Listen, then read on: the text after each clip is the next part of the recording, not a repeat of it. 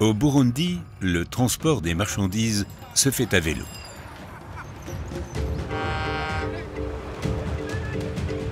Les distances sont courtes. Le Burundi est l'un des plus petits pays d'Afrique.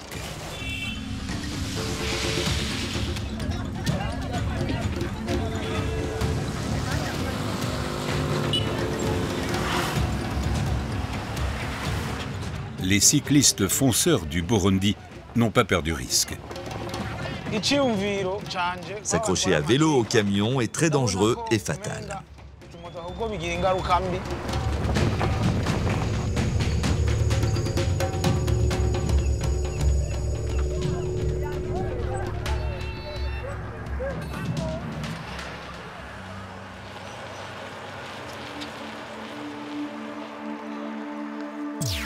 Le Burundi est situé au centre de l'Afrique.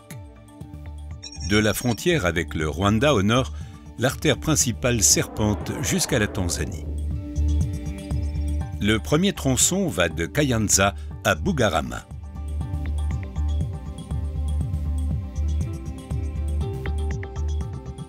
Bien que fertile, le Burundi est un pays pauvre. Sur le haut plateau au nord, on cultive surtout des dizaines de variétés de bananes. Ce fruit est l'aliment principal au Burundi. En périphérie de Kayanza, la plus grande ville de cette région, les paysans les revendent à des marchands.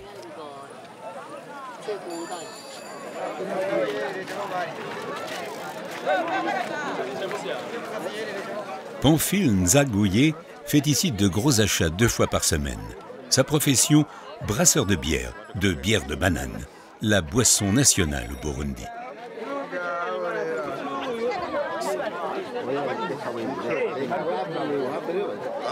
Tarsien Mnanerakitsa est responsable du transport des régimes.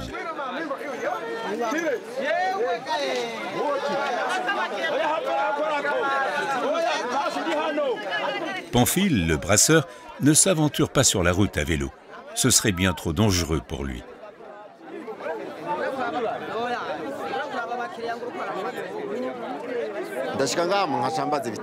D'abord, je demande le prix.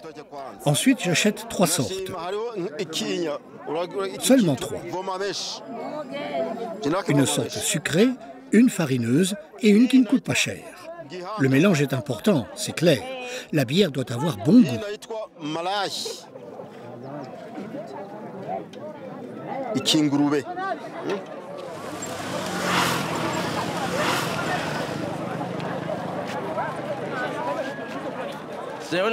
Je n'y connais rien en brassage, c'est pour ça que je suis chauffeur. Il n'y a pas d'autre job pour moi. Et je suis content de transporter les bananes de Pamphile. Comme ça, je survis.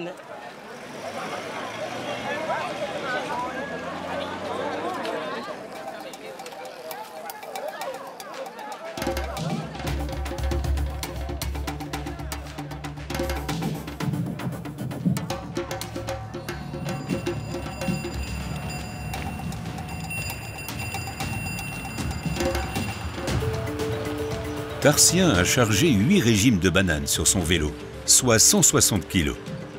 Il doit maintenant faire 15 km avec. Heureusement, il y a d'abord une descente.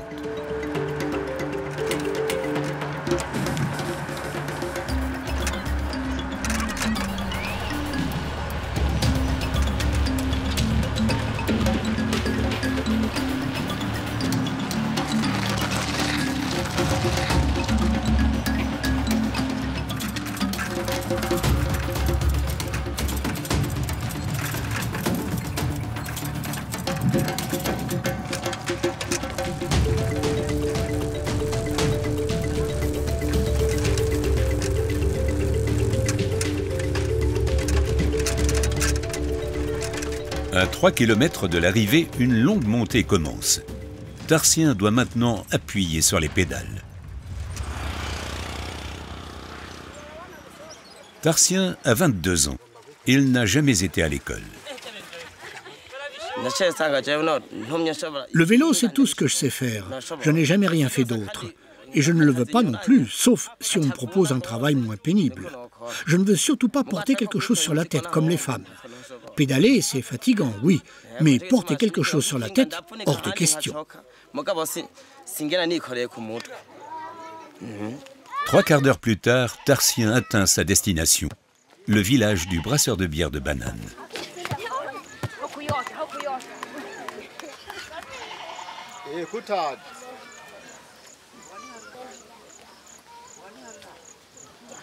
Le Burundi est l'un des pays les plus pauvres d'Afrique. Posséder un vélo ici a une grande valeur. Mais à l'aube de ses 20 ans, Tarsien a déjà une femme et 2 enfants à charge. Il ne me reste pas grand-chose avec ce travail. Il suffit tout juste à subvenir à mes besoins et à ceux de ma famille. Regarde, je n'ai même pas de quoi acheter un nouveau pantalon. Il ne faut pas rêver, on n'a pas d'avenir avec ce travail.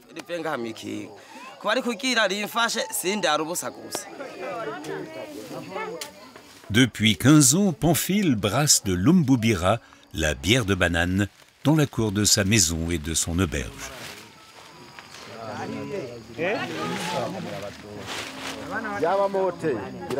Il laisse les bananes vertes mûrir dans une fosse pendant une semaine.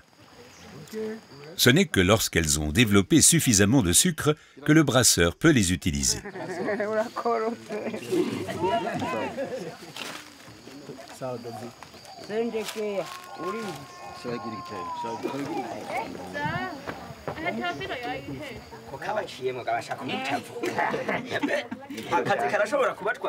Sa famille et quelques aides du village donnent un coup de main à Pamphile pour la production.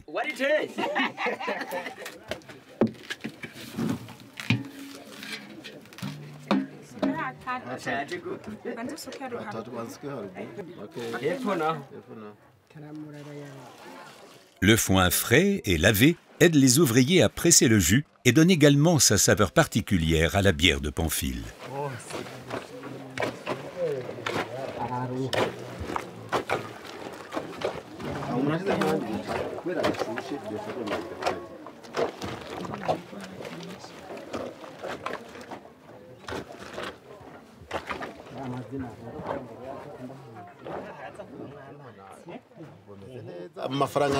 En tant que brasseur de bière, j'ai une bonne vie, vraiment. Je gagne un peu d'argent et je peux payer les ouvriers. Mais je ne deviendrai pas riche pour autant. Acheter des chaussures neuves, ce n'est pas possible. Mais je n'ai pas besoin de voler. Ma famille mange à sa faim et nos enfants peuvent aller à l'école. Je ne veux pas être commandé par quiconque ou courir après mon argent. Je suis mon propre maître.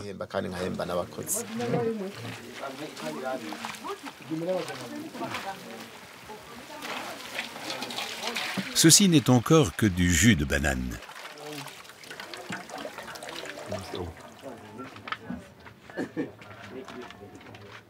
Pour devenir de la bière, il doit être stocké pendant quelques jours. La levure de bière assure la fermentation. Au bout de 2 jours, la bière est prête. Après 2 bouteilles, on a la tête qui tourne. Mais pour l'instant, il n'est pas encore fermenté et ne saoule pas. Mais la bière que Pamphile sert dans son bar, oui. Il ne sait pas quel est son taux d'alcool. Il ne l'a jamais mesuré.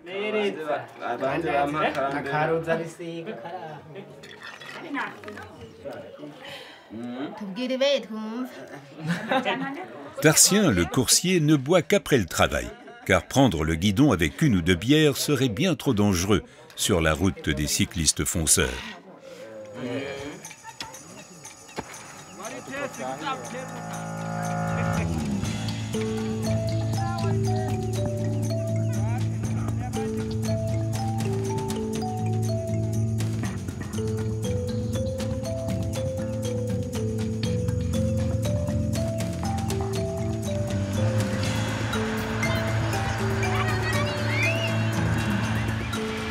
Depuis la bifurcation dans le village du brasseur, la route continue vers le sud.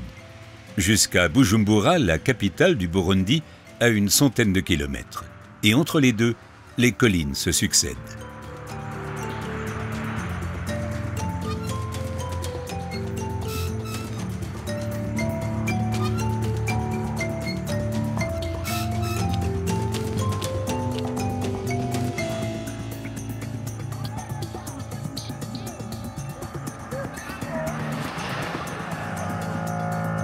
Cette route est une voie de transit entre le Rwanda et la Tanzanie.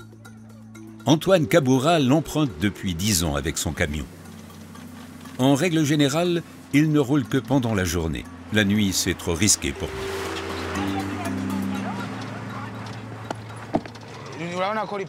Les routes sont correctes, mais bien trop étroites, à peine 6 mètres de large.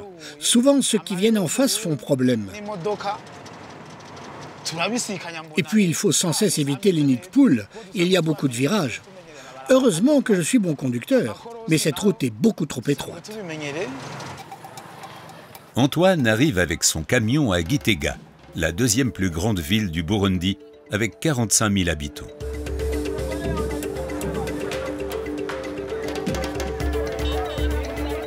Alix Iradukonda est reporter à la station de radio locale Umuriza. Elle est chargée de couvrir la circulation, ce qui signifie ici d'abord la situation des cyclistes. Dites-moi, quel est le problème? Le pire pour nous, les cyclistes, ce sont les camions. Ils nous rendent la vie difficile.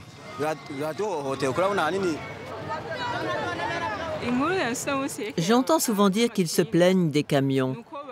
C'est que c'est aussi un travail difficile qui exige beaucoup d'énergie. Et puis, les voleurs de vélos sont de plus en plus nombreux. C'est terrible de perdre son vélo, sans oublier les accidents et les blessures.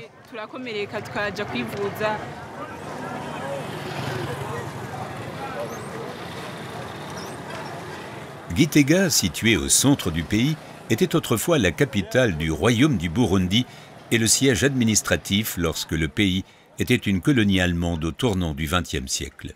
Aujourd'hui, c'est un important nœud de communication. « 26 reporters travaillent pour la radio Umuriza.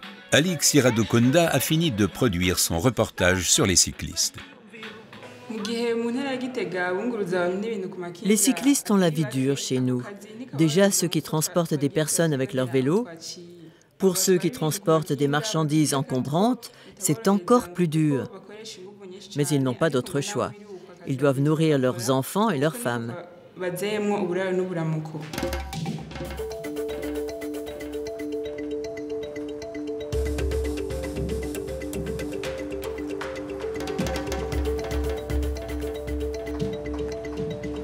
Encore 60 km jusqu'à Bujumbura, avec des montées et des descentes. Antoine Kabura pourrait rouler plus vite, mais il sait ce qui se passe derrière lui et ne veut pas risquer d'accident. Pour économiser du temps et de l'énergie, les gens s'accrochent au camion. Antoine n'aime pas ça.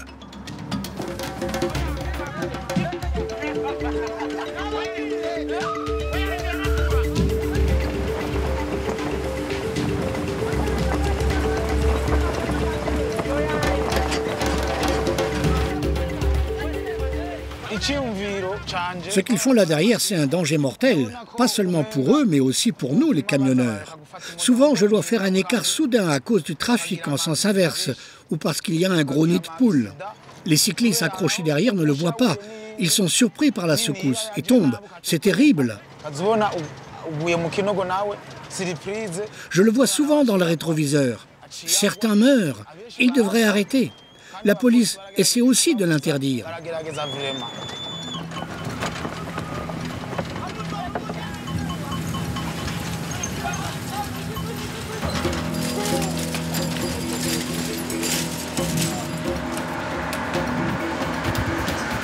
Depuis 5 ans, Eric Nzitunga transporte des bananes du Nord vers la capitale. Il a fixé 14 régimes sur son porte-bagages, soit environ 250 kilos. Une fameuse quantité, même au Burundi.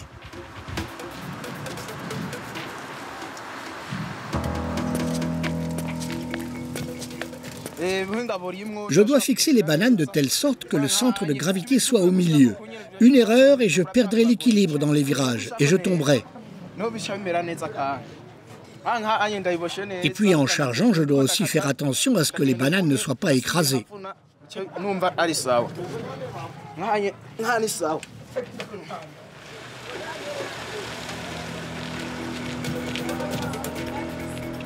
Quand ça monte, Eric ne peut pas résister à la tentation de se laisser tirer par les camions. Cela ne se termine pas toujours bien.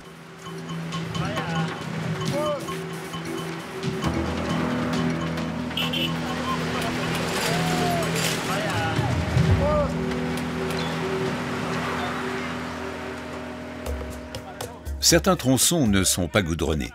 Difficile de rouler pour les camionneurs. Près de Guichora, quelques percussionnistes marchent avec leurs lourds instruments. Leur destination est une colline voisine, considérée comme le berceau de l'art du tambour burundais.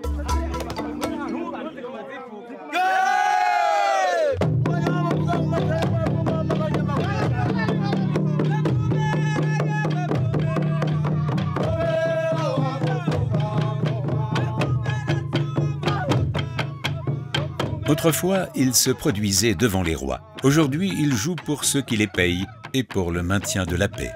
Une longue guerre civile a pris fin au Burundi il y a quelques années seulement.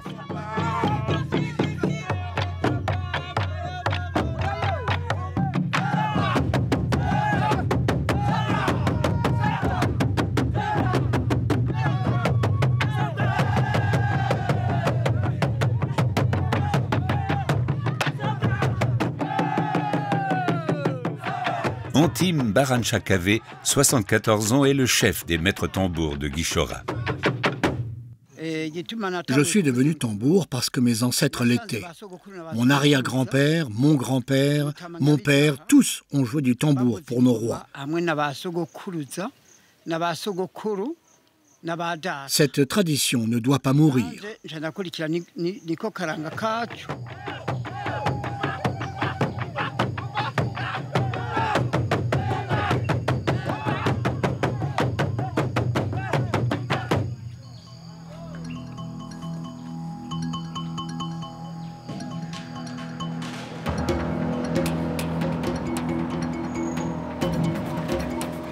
Depuis quelque temps, la police multiplie les contrôles sur la Burundi Highway.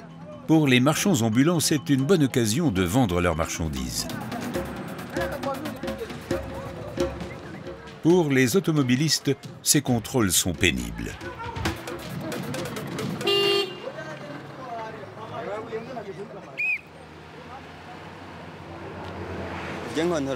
Je contrôle les papiers et vérifie que tout fonctionne. Il s'agit d'améliorer la sécurité sur la route.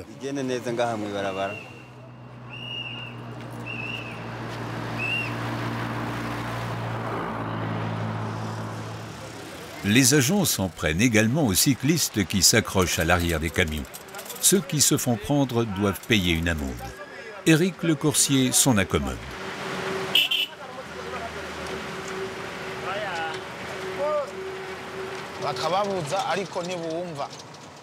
Je pense que les cyclistes devraient vraiment arrêter de s'accrocher à nous. Cela provoque trop d'accidents.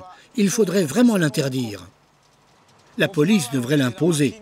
Ou alors, les cyclistes devraient installer un petit moteur sur leur vélo et l'utiliser pour monter les côtes.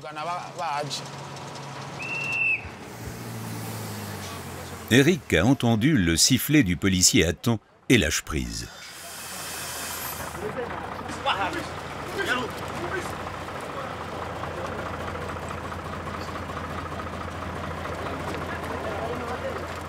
Ces dernières années, le gouvernement burundais a presque doublé le nombre d'agents de la circulation. Trop d'accidents se produisent sur les routes du Burundi, notamment en raison de défaillances techniques. Mais le problème principal, ce sont les cyclistes fonceurs. Il faudrait être encore plus sévère avec les cyclistes qui s'accrochent à l'arrière des camions. C'est tout simplement trop dangereux. Nous l'interdisons, mais ils ne le respectent pas.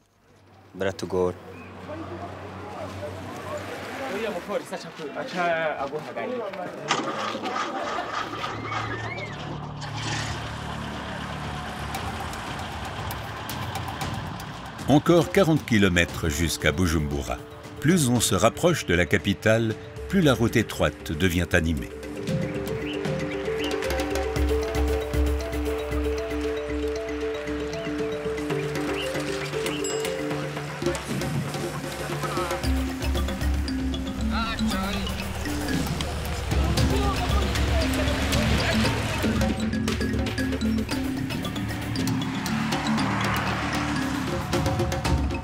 Le long d'une petite route secondaire, le parc national de Kibira s'étend sur 400 km².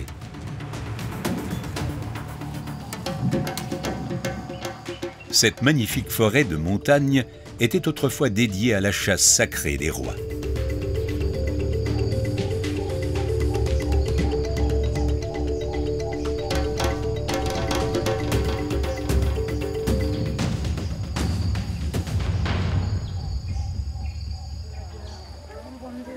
Les Batois vivent à Bousekera, un village au bord du parc national. Jusqu'à il y a quelques années, ces chasseurs-cueilleurs vivaient au milieu de la forêt tropicale. En 2007, le gouvernement a décidé de les déplacer à proximité de la route principale. Viola Ndouimana a 40 ans et 8 enfants.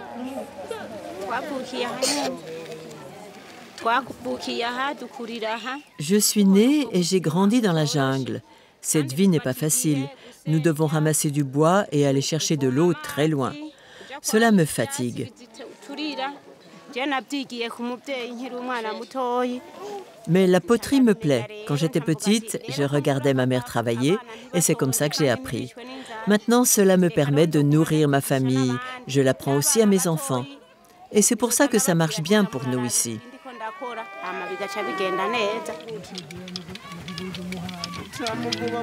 À côté, des hommes sont rassemblés, assis et sculptent. Avec le déplacement, ils ont perdu leur terrain de chasse habituel. Mais la proximité de la route leur offre, ainsi qu'à leur famille, de nouvelles possibilités de gagner leur vie. Ils peuvent y vendre leurs sculptures et leur poterie aux voyageurs.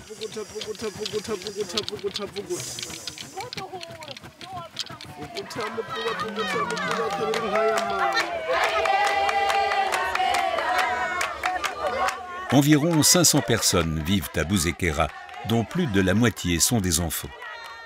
Outre l'artisanat, les Batois pratiquent l'agriculture et l'élevage sur les terres mises à leur disposition par le gouvernement.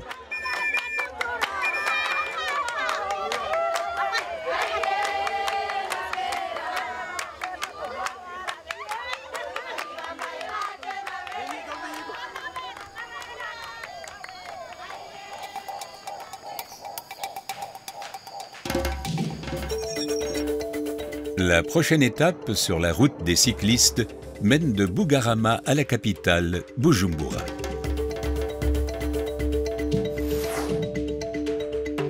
Tôt le matin, les premiers cyclistes sont déjà sur la route pour approvisionner les marchés. Les cyclistes de Bugarama sont connus dans tout le pays.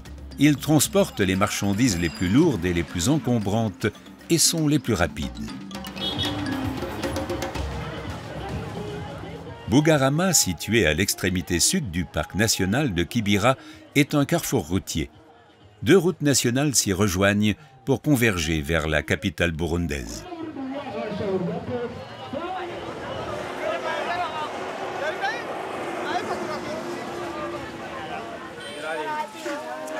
Eric, le coursier à vélo, vit près de Bugarama. Les bananes sont moins chères ici que dans la capitale. Il paie aujourd'hui 8000 francs burundais, soit environ 4 € pour un régime. Eric vit avec sa compagne dans une petite maison située directement sur la route de Bujumbura.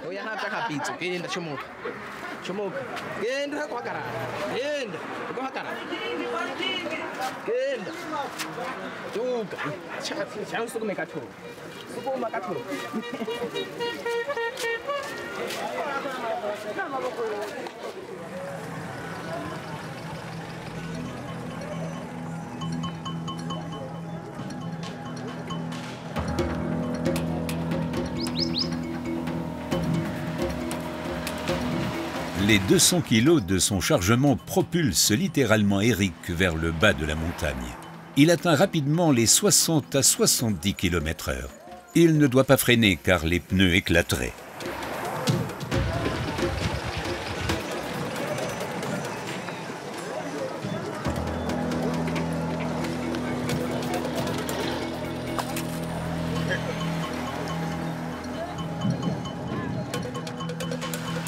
Sur route mouillée, le risque de dérapage est particulièrement élevé. Mais comme Eric ne peut pas freiner, il doit attendre la prochaine montée. D'ici là, il faut fermer les yeux et foncer.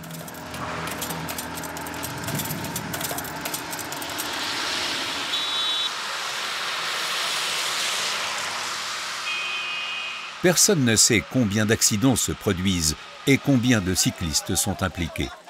Il n'y a pas de statistiques sur la circulation au Burundi.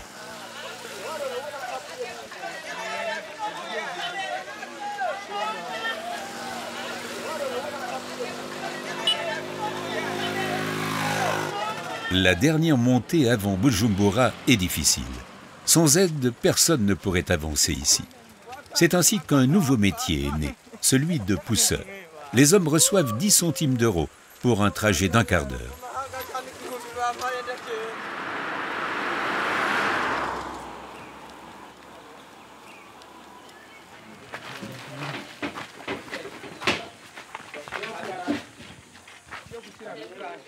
En haut de la colline, un kiosque propose nourriture et boissons.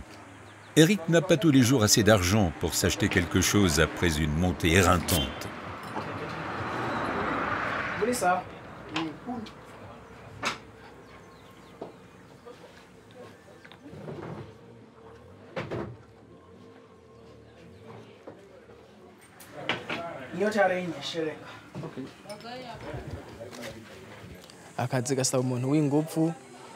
J'ai besoin de beaucoup de force pour ce travail. Il faut vraiment être fort pour le faire, surtout lorsqu'il faut pousser le vélo chargé dans la montée.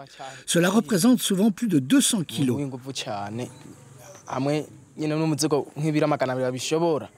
Cela demande beaucoup d'énergie. C'est pourquoi je mange surtout des hydrates de carbone, par exemple du maïs. Et je bois du lait chaud tous les jours.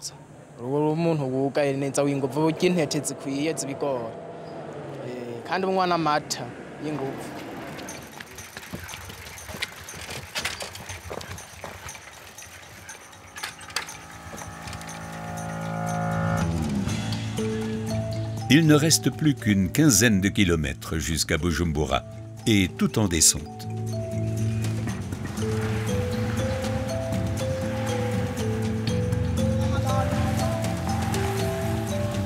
Eric dépasse ici les 70 km à l'heure.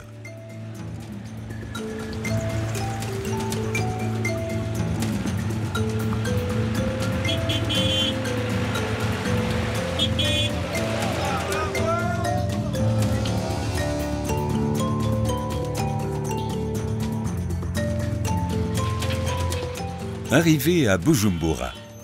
Dans cette métropole animée, les cyclistes doivent se faufiler avec leur chargement dans le trafic.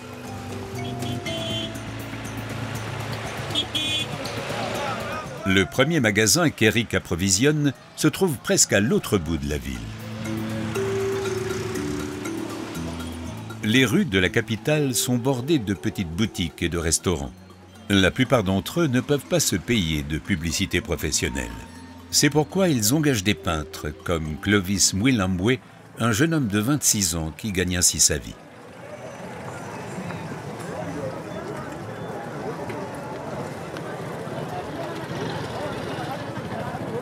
Au fait, normalement, moi, je suis un artiste peintre et je ne fais pas les peintures mirailles, mais si on m'appelle de faire quelque chose sur mur, ça varie entre 100 000 ou 150 000, c'est ce genre de choses. Oui, c'est ça en fait.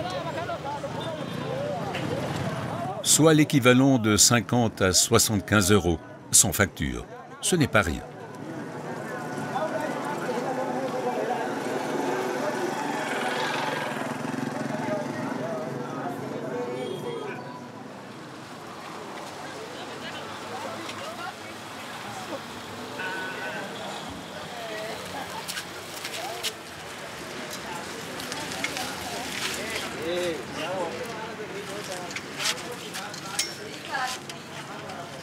Cinq fois par semaine, Eric livre 2 régimes de bananes à la petite épicerie pour 12 000 francs burundais chacun.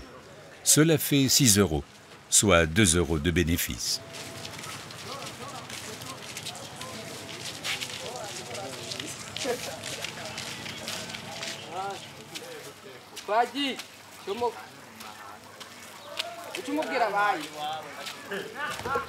Dans la circulation urbaine dense, le défi pour Eric est différent de celui de la conduite en campagne. Ici, le problème, ce n'est pas les montées abruptes, les descentes rapides ou la lutte avec les camionneurs et la police, mais plutôt la difficulté de garder l'équilibre à vitesse réduite et de veiller à ce qu'aucun autre véhicule ne le frôle, car dans ce cas, il risquerait de tomber.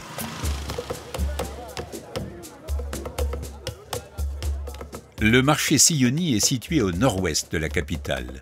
85 Burundais sur 100 travaillent dans l'agriculture et tous veulent vendre leur surplus sur les marchés.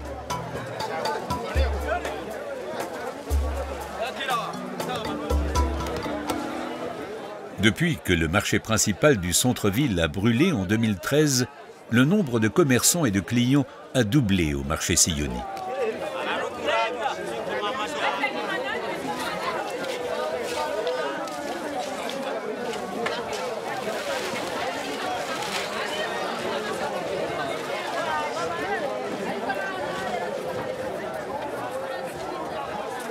Alice travaille depuis 10 ans comme marchande. Lors de l'incendie du marché principal, elle a non seulement perdu son stand, mais également toutes ses marchandises. Elle a dû repartir à zéro.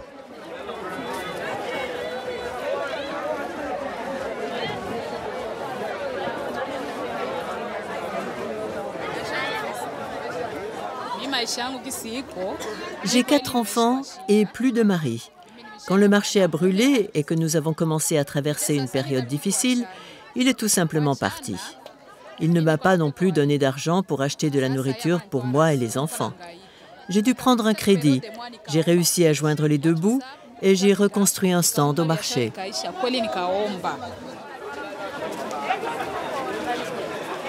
Eric fournit aussi des bananes à Alice. Aujourd'hui, il est en retard. La faute à la pluie.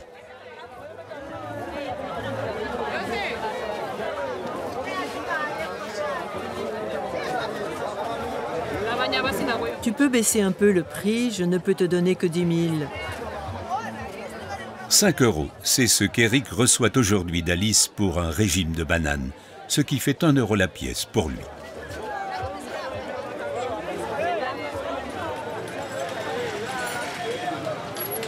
Avec des milliers de cyclistes au Burundi, il y a toujours quelque chose à réparer ou à rafistoler. On trouve des ateliers de réparation de vélos partout à Bujumbura, surtout à proximité des marchés, où la plupart des coursiers livrent leurs marchandises. Alexandre Tarsis est le patron ici depuis 5 ans. La plupart des vélos qui passent entre ses mains proviennent de Chine et s'abîment rapidement. Ces vélos sont en principe comme tous les autres. Il faut renforcer le porte-bagages avec des barres de fer, mais ce qui est important, ce sont surtout de bons pneus. Eric vient également ici lorsqu'il a économisé suffisamment d'argent pour s'offrir de nouveaux pneus. Ici, tout va vite et il est bien conseillé. Près d'une centaine de monteurs travaillent pour Alexandre.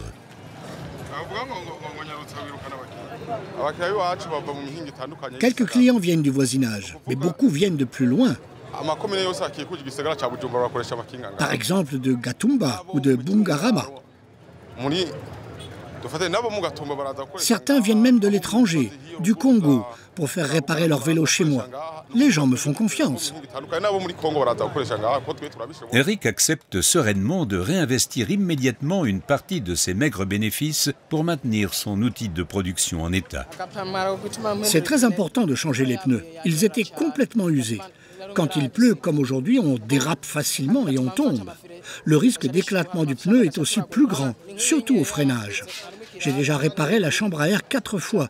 C'est tout simplement trop dangereux.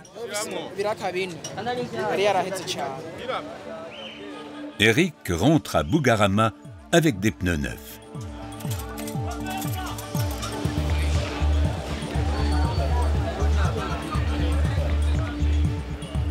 Les cyclistes fonceurs du Burundi se sont partagés le territoire. Les uns roulent du nord vers la capitale, d'où ils rentrent chez eux le soir. Les autres desservent la route vers le sud.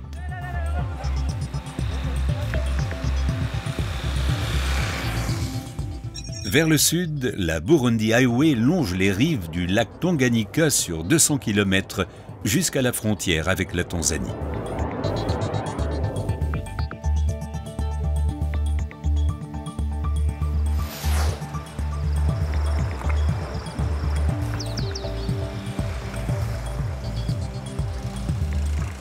Ici, les bananiers cèdent la place aux palmiers à huile. Leurs fruits sont aussi transportés à l'aide de vélos cargo. Un régime peut peser jusqu'à 50 kilos. Le sud du Burundi est moins vallonné que le nord. C'est pourquoi les coursiers peuvent y parcourir de plus grandes distances, jusqu'à 100 km par jour. Quand je ne dois pas transporter trop de choses, mon travail me plaît. Comme aujourd'hui, ça va. J'apporte les fruits à une manufacture d'huile de palme.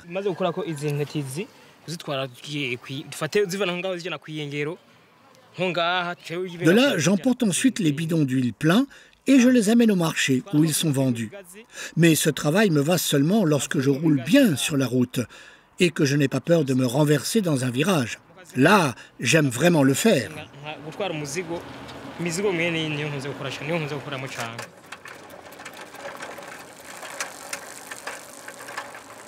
La palmeraie de Faustin Ndabazaniye se trouve directement sur la route principale. Avec son fils Patrick, il guette les fruits mûrs qu'il pourra ensuite transformer dans sa manufacture d'huile de palme située à 10 km. Patrick est un grimpeur doué.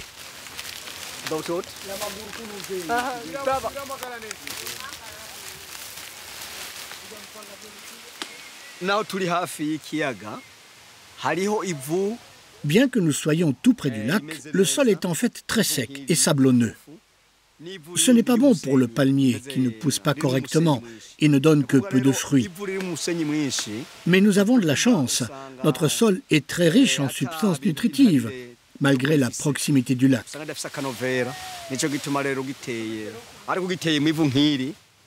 C'est pourquoi nos palmiers sont hauts et vigoureux. Et l'huile a bon goût aussi.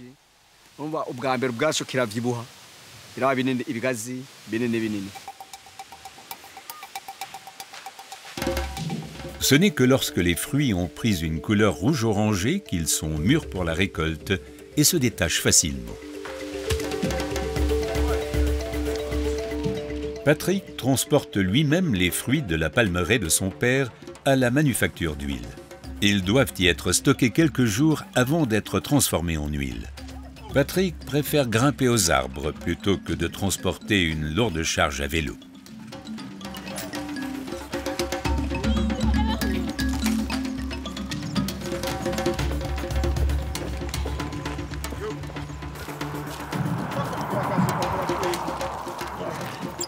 Je vais encore à l'école et je ne fais ce travail que pendant mon temps libre pour gagner un peu d'argent.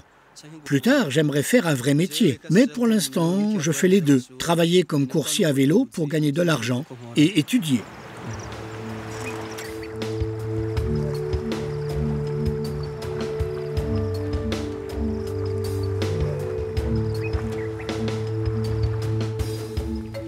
Le lac Tanganyika est le deuxième plus grand lac d'Afrique.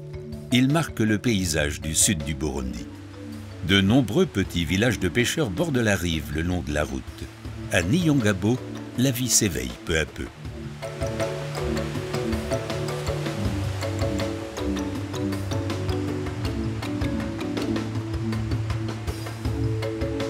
À 6 heures du matin, les hommes rentrent de la pêche. Ils ont passé toute la nuit sur le lac. Aujourd'hui, la pêche a été maigre. Les vagues étaient trop hautes.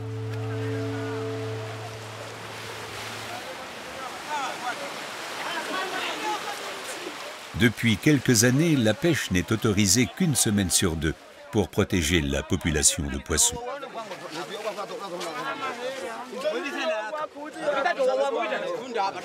César Salvatore travaille comme pêcheur depuis 8 ans.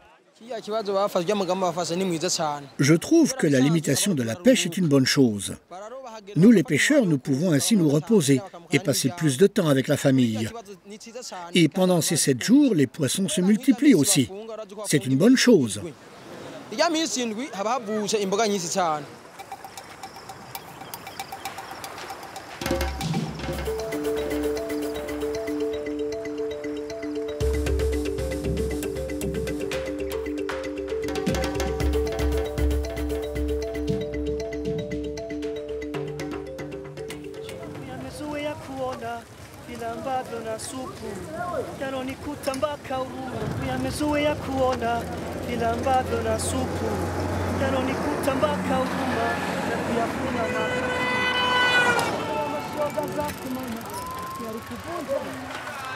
Le coursier à vélo est arrivé à la manufacture d'huile de palme de Faustin Ndabazaniye.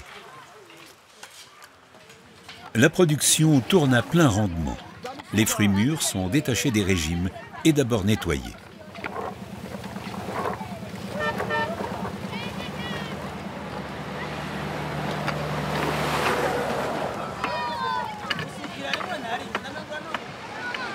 Entre-temps, les producteurs d'huile se sont habitués à la circulation et à l'animation de la route. Faustin s'est lancé dans le commerce de l'huile de palme il y a 3 ans.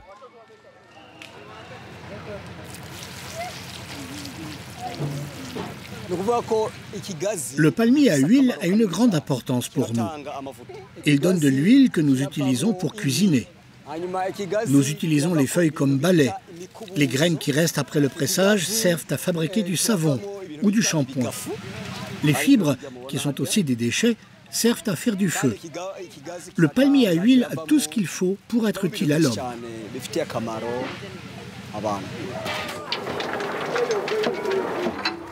Une vingtaine de cultivateurs d'huile de palme se sont réunis ici en coopérative et exploitent ensemble l'ancien pressoir. Chacun y transforme ses propres fruits.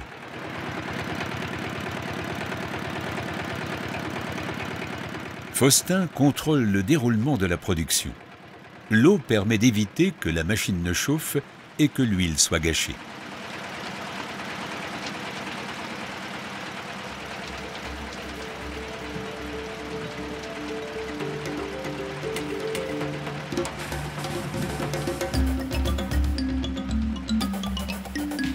« 20 familles vivent de cette production. Leur existence dépend, comme toute l'économie du pays, du fait que le ravitaillement soit livré à temps grâce aux cyclistes fonceurs du Burundi.